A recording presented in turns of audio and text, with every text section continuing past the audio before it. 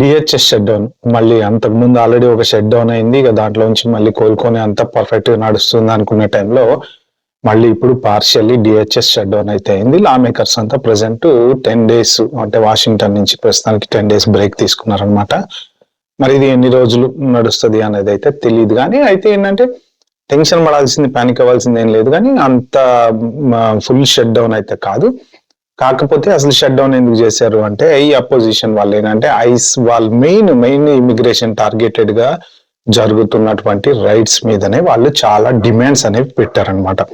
First thing ఏంటంటే వాళ్ళు mask వేసుకోకూడదు మెయిన్. ఎందుకంటే వాళ్ళు మాస్క్ వేసుకొని వెళ్ళి ఇమిగ్రేషన్ చెక్స్ చేసేసి తీసుకెళ్లి డిపోర్ట్ చేయటం ఇలాంటివి చేస్తున్నారు. కాబట్టి మాస్క్ వేసుకోకూడదు, బాడీ క్యామ్స్ ఉండాలి, ఐడి కార్డ్స్ చూపించాలి. తర్వాత ఏదన్నా ఇప్పుడు హౌస్ సెర్చ్ చేయాలంటే జనరల్ గా ఏంటంటే జ్యుడిషియల్ వారెంట్ తీసుకొని వెళ్ళి ఇల్లు సెర్చ్ చేయటం అనేది జనరల్ రూల్ అనమాట.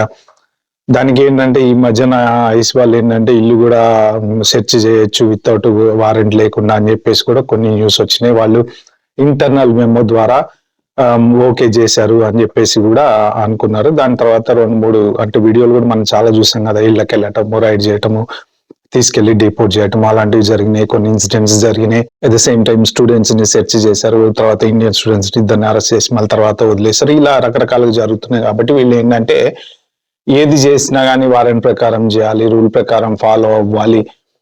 వీళ్ళు అందరినీ అలా డిపోర్ట్ చేసుకుంటా వెళ్ళకూడదు.